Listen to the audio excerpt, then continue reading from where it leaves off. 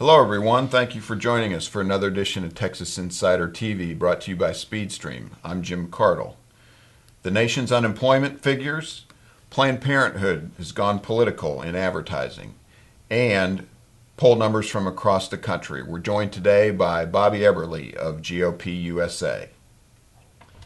Bobby, thanks for joining us. Hey, Jim. Thanks for having me. Appreciate you coming in. GOP-USA is based out of Houston. You cover national politics. I want to get to some polling numbers first, but It was a month ago that you were here with us, and unemployment at that point had gone sideways. Right. Everybody's watching unemployment as much as any other economic indicator for this political season. Now, last week, unemployment back up a touch. What's your read?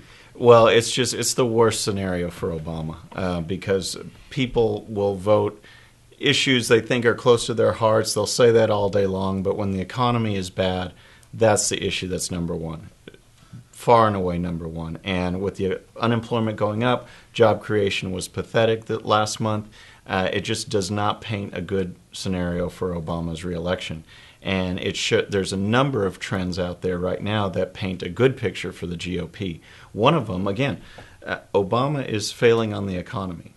And shortly after he came into office, Republicans started doing better on that issue. A survey showed that if they asked who could handle the economy better, Republicans or Democrats, around 6 months into Obama's administration, Republicans started ticking up. Well, this was during the bailouts, during the TARP money. As soon as they saw what Obama could do, they started turning against him and turning toward Republican voters in general, saying that Republicans can handle the economy better.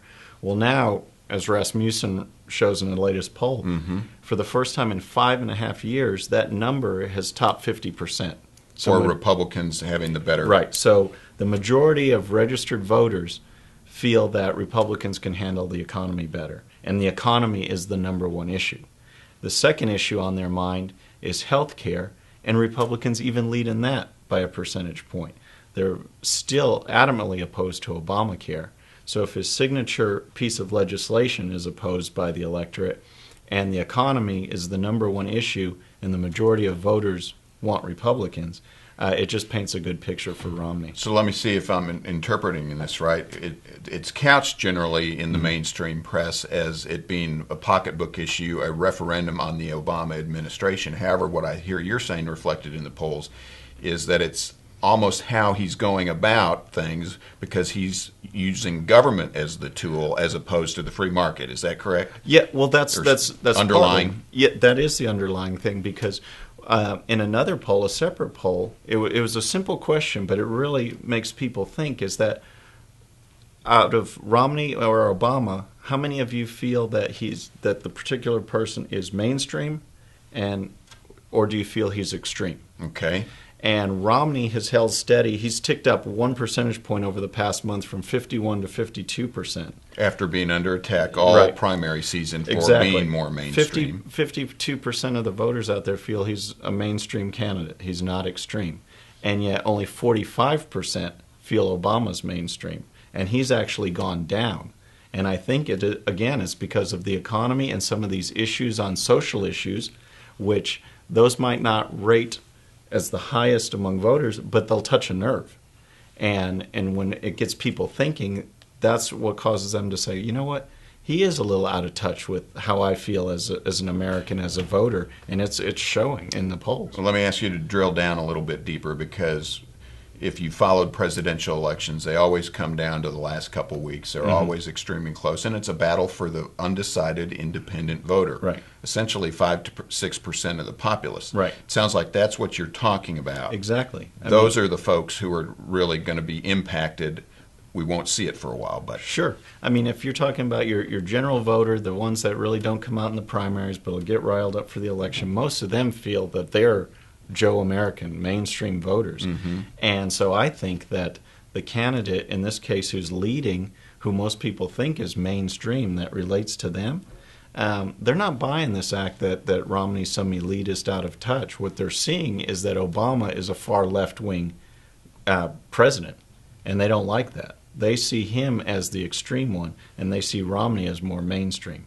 And I think that paints a big picture. And the other thing is, of the key states to watch, You're talking Ohio, Florida, North Carolina, and Virginia, states that flipped and went Democrat. From Bush to Obama. Exactly. Romney's leading in all of those. And really, every state matters, but if you look at those four and you see the trends, it spells bad news for Obama. And let's jump, if we can, to a particular issue. Again, folks, thanks for joining us. We're visiting with Bobby Eberle from GOP-USA.com. It was in the news last week that the Catholic bishops are thinking about suing the Obama administration over some of this mandated health care delivery. Talk about that, if you would, a little bit, because it seems to be the war on women. The word abortion is rarely mentioned, but this is a crucial issue that's going to have striking impacts of the candidates, correct? Absolutely. And again, it goes to the point where, yes, people are primarily focused on the economy, but if you have these other issues that just reinforce a bad opinion about the leadership, or clarify it, right? Essentially. Yeah, That's exactly. what the Obama administration, it seems, is doing for them. Right. They're going. The Obama administration is making it easy for people to see just how extreme they are.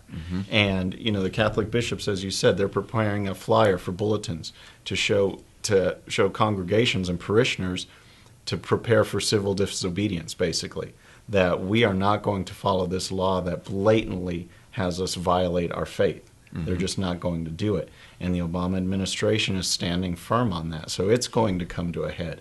And it was even said that some bishops need to be prepared to go to jail Absolutely. as part of this civil disobedience. Right. But talk about Planned Parenthood. I believe you wrote an article the other day. It said for the third time only in history, Planned Parenthood has endorsed a candidate. Exactly. It was Obama, but they're actually going to be putting money, taxpayer money. Exactly. They've already produced an ad that's blasting Romney, saying he's harmful to women. He doesn't care about women's health, and to the tune of $1.4 million they've pumped in, and they've come out officially endorsing Barack Obama. But what should have everyone outraged is just not what Planned Parenthood does, but by the fact that they get taxpayer money. And now they are taking money and funding a candidate, endorsing a candidate, which the IRS or whatever organization should be all over them, because no one that's taking taxpayer money should then be turning it around and spending it on political campaigns and endorsing political campaigns or blasting another candidate. They should just do the job they're doing. Their funding should be cut 100% down to nothing. Well, it's been a big issue here in Texas as the last budget cut funding for Planned Parenthood. It's still being worked out, not in the courts, but with legislators and the governor's office trying to come up with funding to provide true women's services. But what about the other states in the country? Do you see this issue as a point of a spear? Is it really going to be as crucial? I think so. I mean, every legislative session in states, they try and do what they can to further the pro-life movement. Roe v. Wade is out there, but it doesn't help. It doesn't hurt that states are still trying to get the particular case, whether it's notification or partial birth or whatever it is, to try to put forth legislation at the state level that, so far a lot of them haven't passed muster. Some judge will strike it down. But there's always that opportunity then that becomes the case where we can kind of change the course of American history and get things the way they should be. Now you've got this issue with the selective sex abortion that the House voted on, where Planned Parenthood is basically complicit in guiding women to have abortions simply because they don't like the sex of their child. It's almost unbelievable, it would seem to me, to the average voter, that the discussion or the subject, it gives you the heebie-jeebies to think about the concept, but it is in fact something that's going on. It's going on right now, and again, this is an organization that gets taxpayer money, and yet they always couch it in, we're protecting women's health.